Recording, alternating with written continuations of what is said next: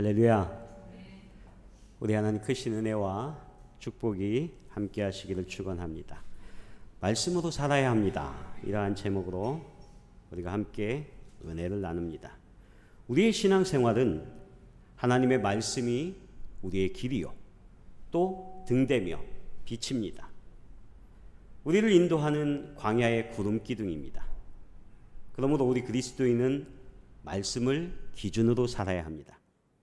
오늘 예수님께서는 세례 요한에게 세례를 받으신 후 내 사랑하는 아들이라 오늘 하나님의 음성이 들리며 그렇게 선언합니다. 그래서 예수님의 하나님의 아들로서의 공적 생애가 시작되는 것입니다. 오늘 1절에 보면 그때에 이렇게 말씀하는데 이 그때라는 것은 그것을 말씀하시는 것이죠. 예수님께서 세례 받으신 이후에 성령에게 이끌려 마귀에게 시험을 받으러 광야로 가사 이제 세 가지 시험을 받게 됩니다. 오늘 성경에는 보면 이때를 가리켜 40일을 밤낮으로 금식하신 후 이렇게 말씀합니다. 그때에 내가 만일 하나님의 아들이거든 명하여 이 돌들로 떡덩이가 되게 하라. 이때 예수님이 말씀하시죠. 사람이 떡으로만 살 것이 아니요 하나님의 입으로부터 나오는 모든 말씀으로 살 것이라. 아멘. 우리가 알아야 할 것은 이때 예수님께서 시험을 받으시는 그때의 상황입니다. 오늘 예수님께서 40일 동안 광야에 계셨어요. 그리고 오늘 말씀에 보면 40일을 밤낮으로 금식하신 후에 40일을 밤낮으로 금식했다 하는 것은 예수님의 금식이 철저한 금식이었다는 거예요. 그리고 밤낮으로 그곳에 금식하셔서 오늘 그 말씀을 보면 줄이신지라 이렇게 말씀합니다. 우리는 예수님을 생각할 때 완전한 하나님, 우리는 완전한 인간으로 그렇게 알고 있습니다.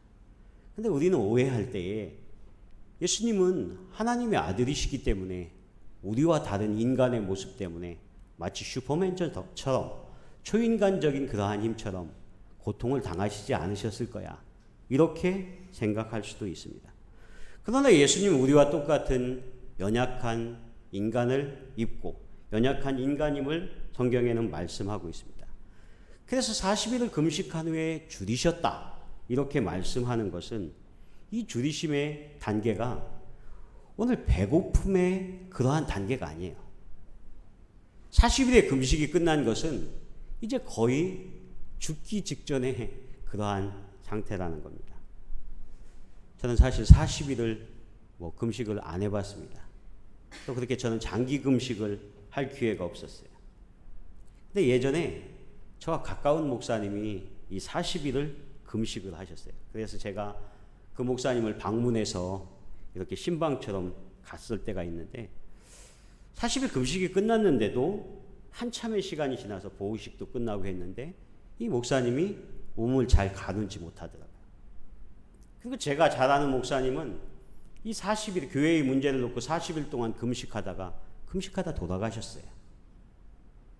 이 40일을 금식했다고 하는 것이 우리에게 어떠한 상황인가?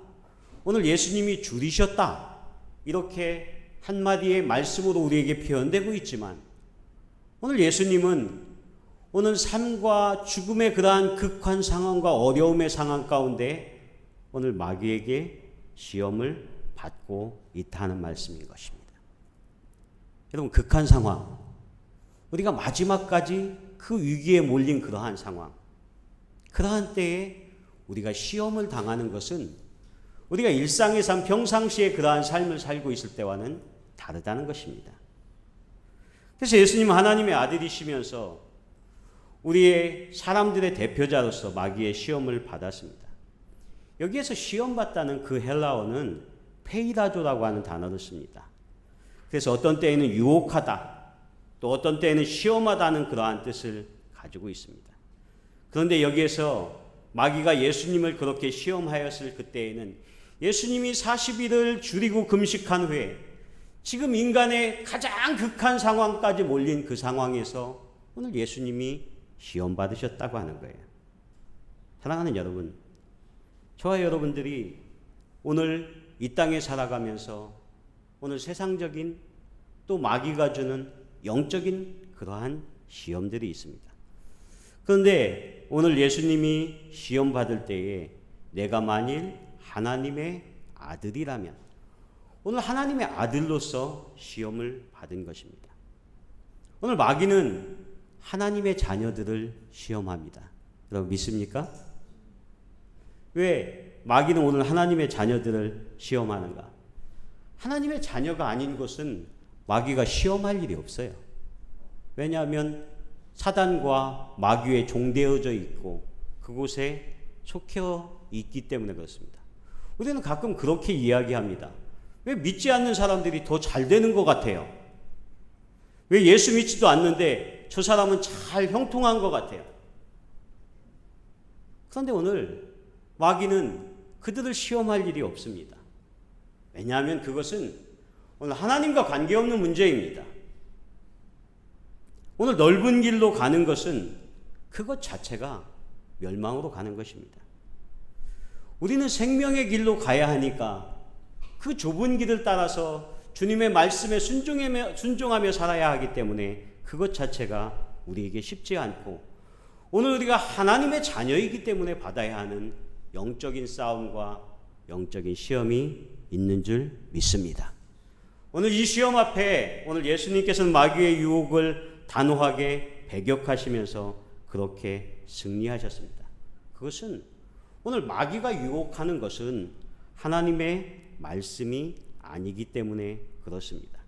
오늘 사람이 떡으로만 살 것이 아니요 하나님의 입으로 나오는 모든 말씀으로 살 것이다. 예수님께서 그렇게 선언하며 그것을 승리할 수 있었던 것은 오늘 마귀가 이 돌들이 떡덩이가 되게 하십시오, 되게 하라 이렇게 이야기하는 것은 오늘 하나님의 음성이 아니었다는 것입니다. 우리는 이 땅 가운데 신앙생활하면서 하나님의 말씀과 음성을 들어야 할 줄 믿습니다. 그것은 우리의 신앙생활의 중요한 기준이 되기 때문에 그렇습니다. 말씀이 우리의 삶의 기준이 되어야 됩니다. 우리가 그리스도인이라고 한다면 오늘 하나님을 섬기고 살아가는 그러한 믿음의 사람이라고 한다면 우리 안에 성령 하나님이 거하십니다. 그래서 우리가 제 가운데 살아갈 때에 우리의 마음속에 견딜 수 없는 마음들이 생겨요. 여러분 그렇죠? 하나님의 뜻이 아닌 것을 누구보다도 우리가 먼저 더 깨닫게 돼요. 우리에게 재책이 와요. 왜냐하면 우리는 말씀 속에 살고 그 말씀이 우리의 삶의 기준이 되기 때문에 그렇습니다. 오늘 그래서 예수님께서는 이 시험이 올 때에 그것을 배격합니다. 왜냐하면 돌을 떡으로 만드는 것은 오늘 창조의 질서를 어기는 겁니다. 하나님의 말씀을 어기는 거예요. 오늘 밀가루로 떡을 만들어야죠. 돌로 떡을 만드는 것은 정당한 방법이 아닙니다. 예수님께서 돌로 떡을 만들 수 있었음에도 불구하고 이것은 하나님의 말씀과 질서와 방법이 아니기 때문에 그것을 배격하고 물리치는 것입니다. 그러면서 예수님께서 말씀하십니다. 사람이 떡으로만 살 것이 아니요 하나님의 입으로부터 나오는 모든 말씀으로 살 것이다. 하나님의 모든 말씀으로 살라. 저는 이 말씀을 묵상하는데 가슴에 이렇게 쿡 하는 도전이 와요. 우리가 수없이 듣는 말씀이잖아요. 하나님의 말씀으로 살아야 합니다. 그런데 이것은 단순히 복음서에서 우리에게 말씀해 주는 하나의 사건이 아니라 우리가 말씀으로 살아야 한다고 하는 것, 그것을 강한 도전으로 우리에게 던져주는 것입니다. 여러분 산다는 것을 생각해 보십시오. 우리는 그것에 대하여 질문을 갖습니다. 여러분 어떻게 살고 있습니까? 이것은 제가 던지는 질문인 것보다 우리의 삶의 중요한 방향을 결정하면서 여러분들은 스스로 그렇게 수없이 질문했을 것입니다. 우리가 어떻게 살아야 하는가? 내가 어떻게 살아야 하는가? 내가 이 땅 가운데 어떻게 살아야 하는가? 내가 이 직장 생활 가운데 어떻게 살아야 하는가? 우리는 이곳에 파견되어서 왔으며 또 이곳에서 우리가 주재원으로 살고 또 사업을 하고 새로운 일들을 하고 이것이 단지 내가 먹고 사는 그러한 문제, 우리의 자녀들을 양육하는 그런 문제가 아니라 이것이 내 삶의 중요한 이유가 되며 이 속에 내가 살아가야 하는 이유가 이 가운데 있다는 것입니다. 저는 그래서 모든 말씀으로 살아라 하는 이 말씀이 저에게 설교자인 저에게도 들려지는 거예요. 흔히 설교자를 메신저라고 그렇게 이야기하죠. 메신저라고 하는 것은 말씀을 잘 들어야 돼요. 하나님의 말씀을 잘 듣고 그 말씀을 잘 전할 수 있는 것이 메신저입니다. 저는 그래서 설교자로서 하나님의 말씀을 전하는 목사로서 하나님의 말씀대로 살아야 한다 하는 것이 저에게 들려지는 거예요. 왜냐하면 제가 이 시간 말씀을 전하는 데에도 우리 성도님들과 함께 예배하는 공동체에게 오늘 설교자가 어떠한 프리즘으로 보여질 것인가, 어떠한 색깔로 보여질 것인가, 저는 그것이 늘 부담이 됩니다. 그 말씀 앞에 바로 서야 하는 것, 그것이 살아가는 고민이기도 하고 하나님 앞에 내가 어떻게 살아야 합니까? 묻는 질문이기도 합니다. 그런데 이것은 우리 그리스도인들만 갖는 질문이 아니에요. 오늘 세상을 살아가는, 일상을 살아가는 사람들에게도 동일한 고민이 있다는 것입니다. 고대 메소포타미아에 아주 오래된 전해지는 이야기가 있습니다. 그것이 길가메시의 서사시라고 하는 이야기입니다.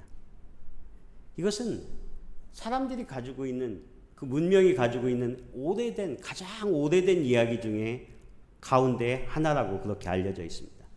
기원전 3000년경에 있었던 그러한 이야기인데 이것이 기원전 13세기경에 함무라비 법전의 서령 문자 형태로 그렇게 기록되어 있다.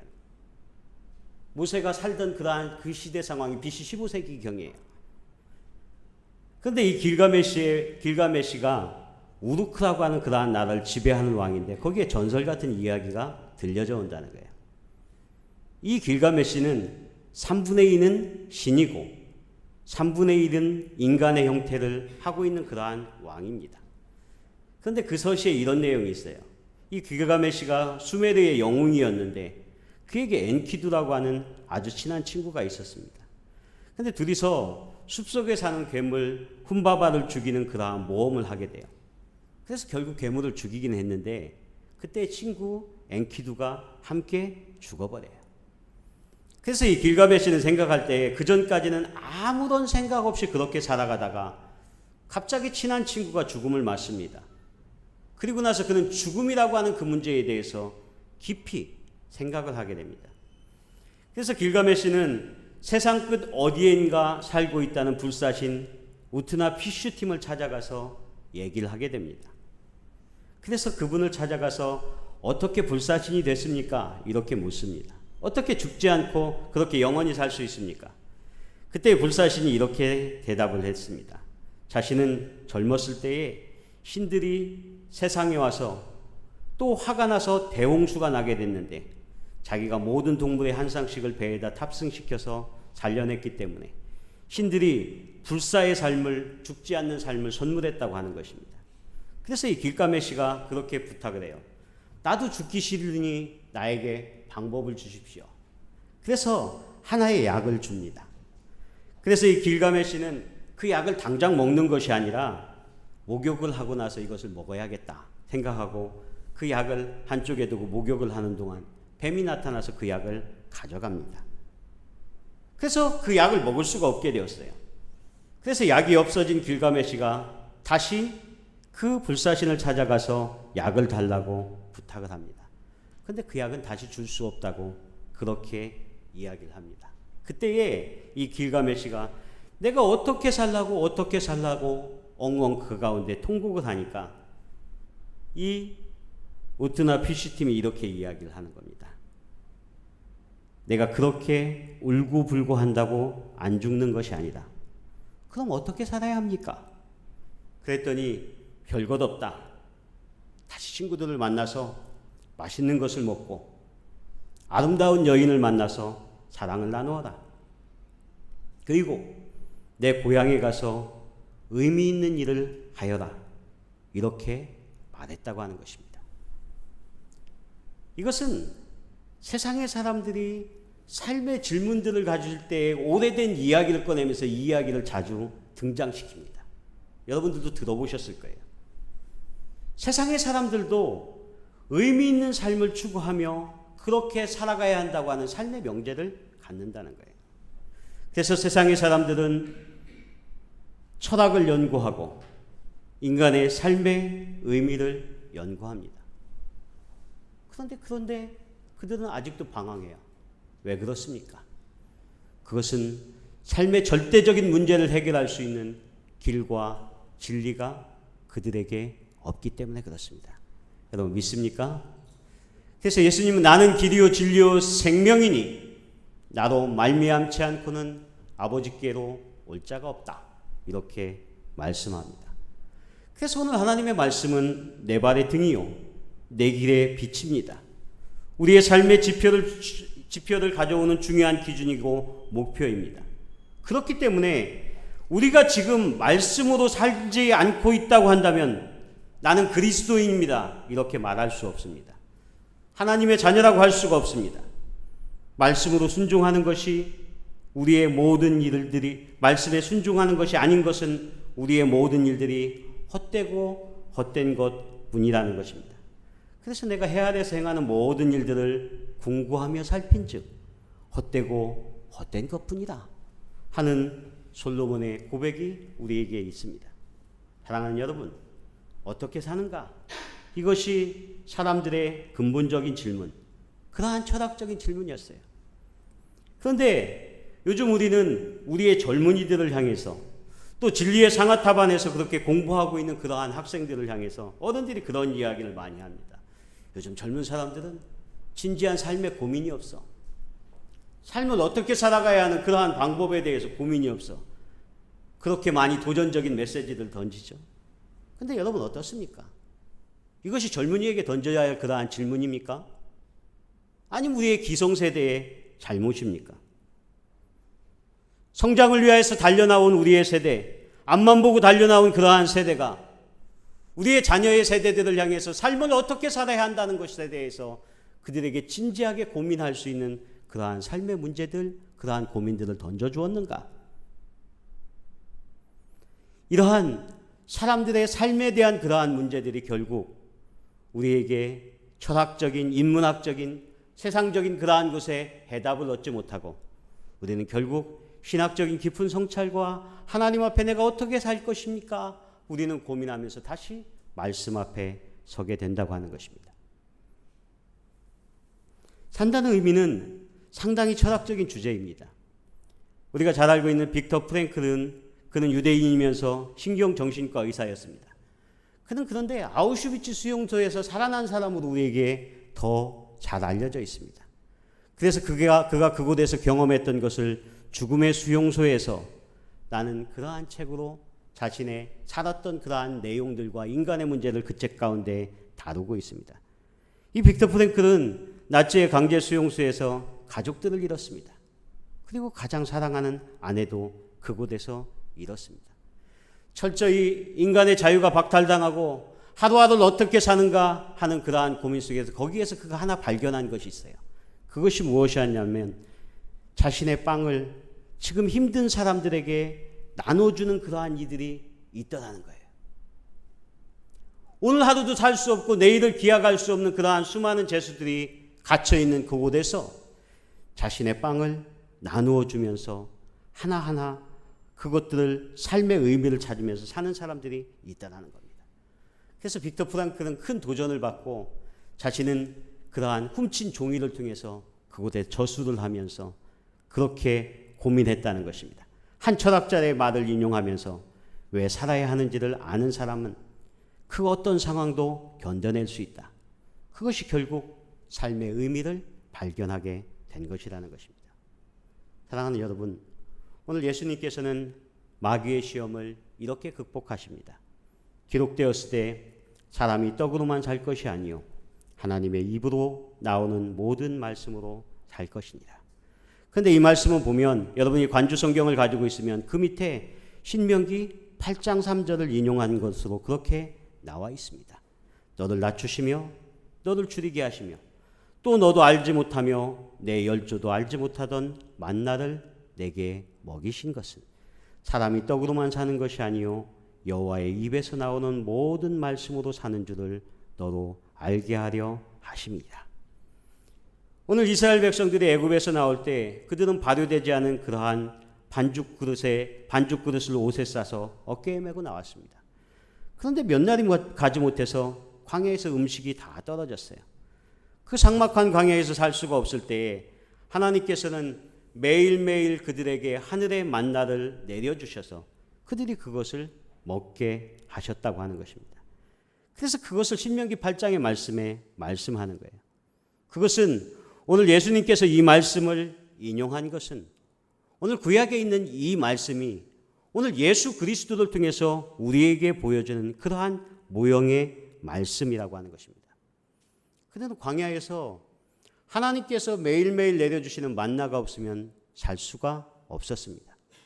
그래서 이스라엘 백성들은 그 가운데 은혜를 입고 교훈을 입은 것은 우리는 하나님이 주시는 은혜가 아니고서는 살 수 없습니다. 하나님 우리에게 내려주시는 것이 아니면 살 수 없습니다. 그러한 고백을 하게 되었다는 것입니다. 사람은 먹어야 삽니다. 이 먹는 것은 우리 사람들의 가장 절박한 본능이에요. 그래서 예수님께서는 오늘 가장 고통의 때 시험을 당하시며 우리에게 하나님께서 주시는 모든 말씀을 통해서 이 광야에서 이 금식고 줄이고 가장 어렵고 절박한 상황 속에서도 하나님의 말씀으로 우리가 살아야 한다는 것을 우리에게 말씀하고 있습니다. 저는 설을 이곳에서 보내면서 우리 아이들이 한국에서 명절에 설에 가서 그 세배하는 사진을 저한테 보내줬더라고요. 그래서 할아버지 할머니께 세배하면서 그 찍은 사진을 제가 봤는데 그렇게 물어봤어요. 세뱃돈 많이 받았니? 우리 애가 지금 나이가 꽤 많이 먹었는데도 아직 학생이라 그렇게 물어봐요. 세뱃돈 많이 받았냐고 그랬더니 우리 아이들 하는 얘기가 세뱃돈 많이 못 받았대요. 그래서 요즘 한국의 경기가 안 좋은가? 근데 우리 집에는 저희 형제가 6남매예요. 근데 저희 집에서 예전에는 큰형님이 물주였어요. 그래서 항상 명절 때가 되면 장손의 역할을 하느라고 이제 크게 세뱃돈들을 나눠줍니다. 근데 저희 큰형님이 이제 공사에 다니다가 작년에 정년 퇴임을 했어요. 그래서 1년간 이제 어느 정도 지났는데 그동안 매번 저에게 들려오는 사진이나 소식이 유럽을 갔네, 동남아를 갔네, 매번 여행하는 사진을 저한테 보내오더라고요. 근데 이번에 아이들한테 물으니까 저희 그 큰형님이 직장에 들어갔대요. 옛날에 다니던 직장에 다시 들어갔대요. 근데 월급이 예전에 반의 반밖에 안 된대요. 그래도 좀 세뱃돈 좀 주지. 그래서 아이들 세뱃돈 줄 마음의 여유도 없었는가 봐요. 재취업을 해서 이제 정년을 퇴직하고 의미 있게 사는 거라고 그렇게 생각하죠. 요즘 우리의 삶에 있어서 가장 어려운 시기 가운데 하나가 시작될지도 모른다는 그런 위기의 설들이 많이 있습니다. 그래서 전 세계적으로도 봤을 때에 10년 주기설이 있어요. 10년의 위기가 반복되어서 왔다는 것. 우리나라는 고도의 성장기를 거쳐서 사실 98년도에나 돼서 IMF를 맞았지만 그 이전에 10년 전에도 미국과 전 세계는 그러한 위기들을 겪었고 우리도 IMF를 위기를 겪은 이후에 2008년도에는 리먼 사태를 통해서 전 세계와 또 유럽과 우리는 그래도 많이 비껴갔지만 그러한 어려움들을 겪었습니다. 오늘 우리가 삶을 살아가면서 떡으로 살아가는 그러한 문제, 그것의 실제적인 어려움들을 겪을지 모릅니다. 그런데 그러한 극한 상황 속에서는 사람들이 떡으로만 사는 것이 아닙니다 하는 이야기들이 우리의 마음에 쉽게 그렇게 와닿지 않을지 몰라요. 오늘 예수님께서는 이 만나를 오늘 말씀의 떡을 모형으로 그렇게 말씀하셨어요. 광야의 백성들, 그들은 매일같이 광야에서 굶주리고 아무것도 없을 때에 하늘에서 내려지는 만나를 공급받으면서 하루하루를 살아갈 수 있었다는 겁니다.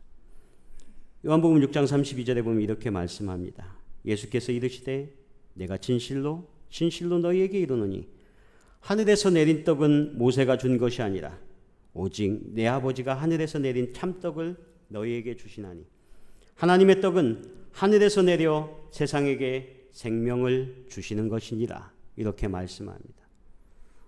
오늘 하나님의 자녀들은 하늘에서 내려오는 그러한 생명의 떡을 통해서 우리는 매일매일 살아야 한다는 것입니다.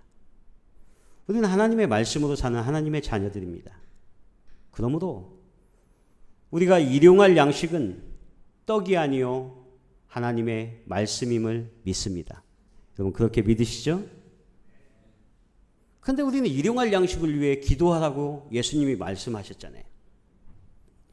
우리는 떡을 먹을 때에도 매일매일 주시는 그러한 일용할 양식 속에서도 말씀을 함께 먹어야 합니다. 여러분 믿습니까? 오늘 우리에게 주시는 그러한 매일매일 공급되는 물질이 하나님께서 이 땅 가운데 살아가는 어떠한 의미가 있는가, 말씀을 통해서 그 물질을 다스리고 우리가 매일매일 그 필요한 물질들을 경험하며 그렇게 살아가야 한다는 것입니다. 그래서 우리가 일용할 양식을 주옵시고, 그것은 예수님도 우리에게 떡의 문제를 해결하고 그것을 먼저 기도하라고 말씀하신 것 아니냐? 물론 그렇지요.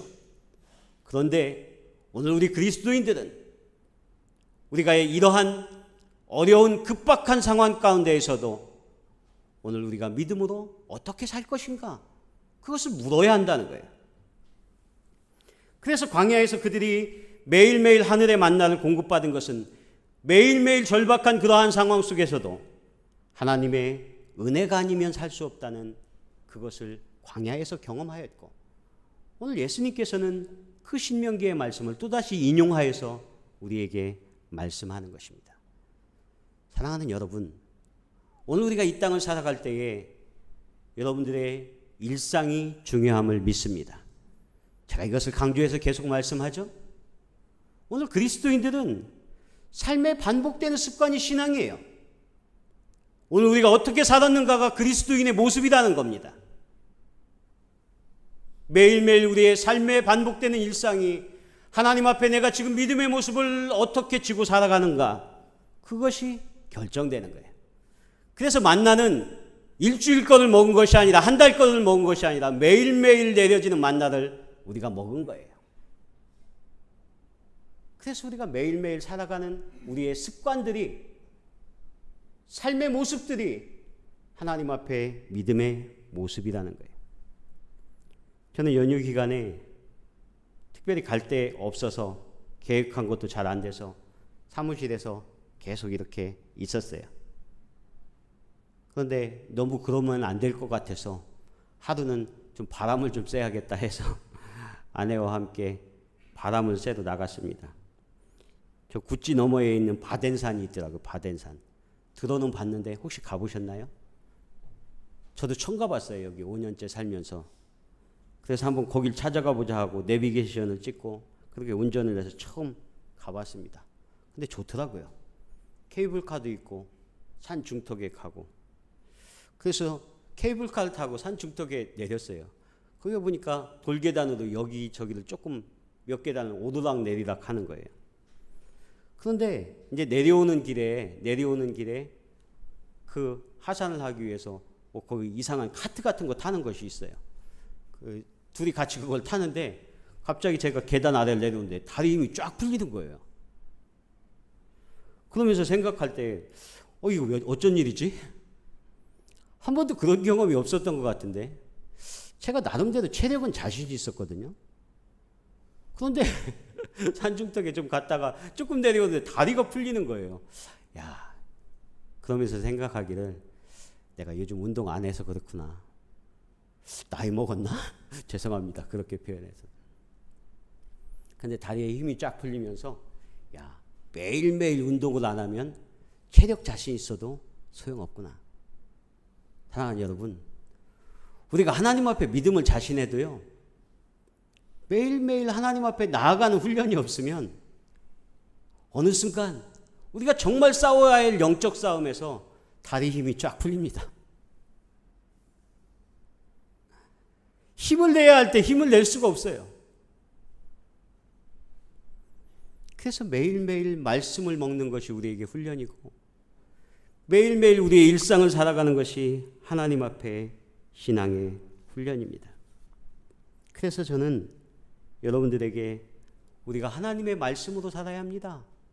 산다는 것은 그 말씀의 기준이 되어 있어서 때때는 우리에게 이 상황들이 만만치 않은 그곳에서도 하나님의 말씀을 기준 삼아서 그 말씀을 붙잡고 나아가야 합니다. 저는 그렇게 강조하는 것입니다. 예수님께서 요한복음 4장에 그 수가성 여인을 만난 후에 그곳에서 이제 생수에 대해서 말씀하시죠. 그때 제자들이 이제 동네에서 음식을 구해와서 잡수실 것을 예수님께 권합니다. 그때 예수님께서 이렇게 말씀하셔요. 내게는 너희가 알지 못하는 먹을 양식이 있느니라. 그래서 제자들은 생각할 때 예수님께 누가 음식을 갖다 드렸나 이렇게 생각하는 거예요. 누가 잡수실 것을 갖다 드렸는가. 그때 예수님께서 요한복음 4장 31절 이하에 나의 양식은 나를 보내신 이의 뜻을 행하며 그의 일을 온전히 이루는 이것이니라 이렇게 말씀합니다. 오늘 나를 보내신 이의 뜻을 행하며 그의 일을 온전히 이루는 것이 내 삶의 양식입니다. 오늘 이 땅에 사는 우리 그리스도인들은 하나님께서 우리에게 주시는 생명의 양식, 힘의 공급은 하나님이 우리에게 이 땅 가운데 보내신 하나님의 일들을 이루면서 살아가는 것, 그것이 저와 여러분들에게 생명의 양식이 되는 줄 믿습니다. 그리스도인은 그 의미를 발견해야 돼요. 왜 하나님께서 이곳 가운데 우리를 보내셨을까? 하나님의 계획하심이 있어요. 순교 영화를 제작했던 김상철 감독이라고 하는 분이 있어요. 얼마 전에도 말씀드렸죠. 그 잊혀진 가방이라고 하는 선교사님들의 그러한 전기를 다큐멘터리로 기록한 그 잊혀진 가방에 등장하는 그 선교사님들이 WEC의 그 본부에 있던 그 가방을 묘사해서 그렇게 한 것입니다. 이 WEC의 본부가 블루스도이드라고 하는 곳에 있는데 이곳의 지하 그 사무실 방에는 선교사님들의 가방이 있다는 거예요.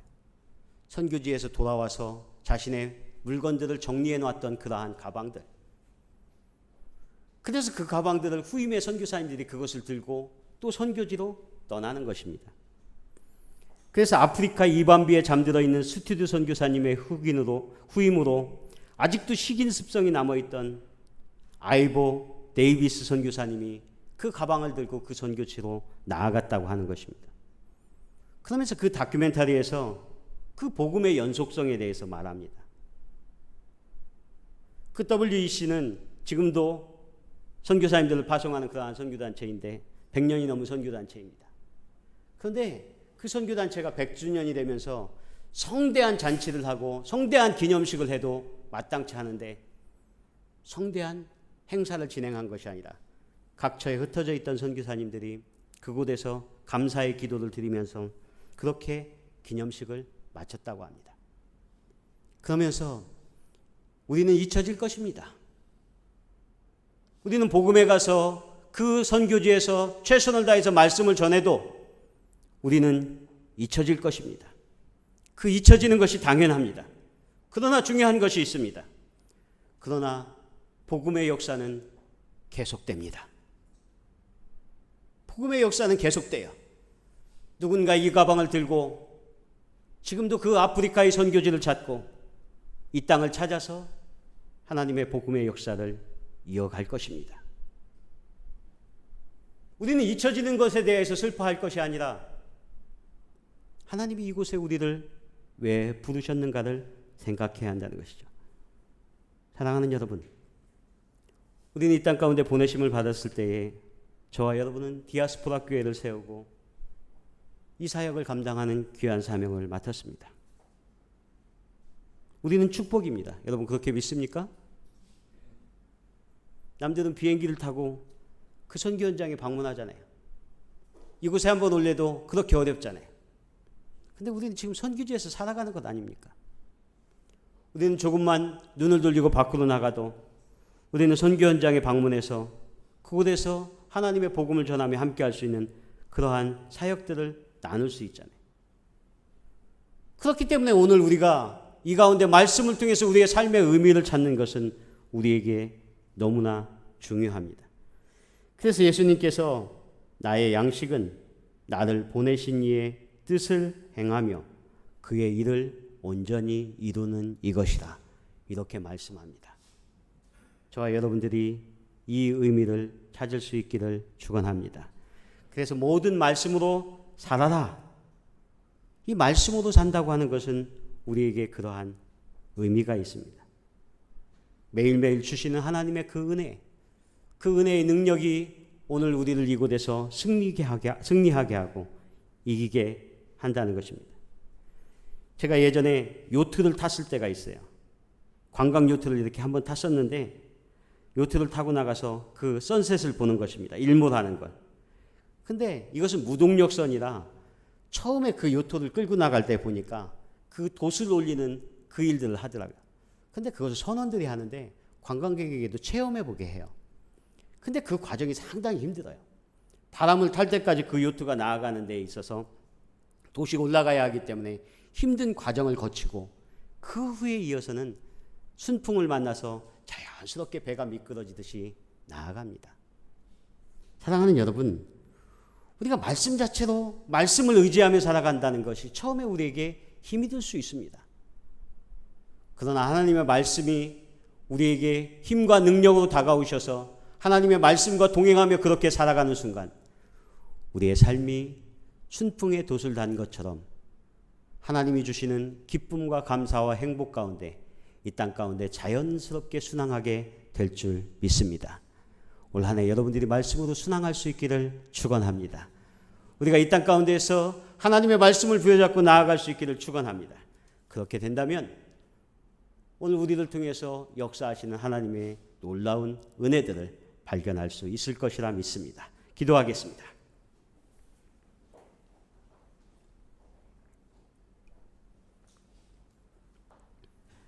하나님, 은혜를 감사합니다. 복된 주일 주님 앞에 나와 예배하게 하시고 주의 말씀을 듣게 하심을 감사합니다. 오늘 우리가 삶의 모든 상황 속에서 하나님의 말씀으로 승리하는 우리 모두가 될 수 있도록 인도하여 주시옵소서. 예수 그리스도의 이름으로 기도하옵나이다. 아멘.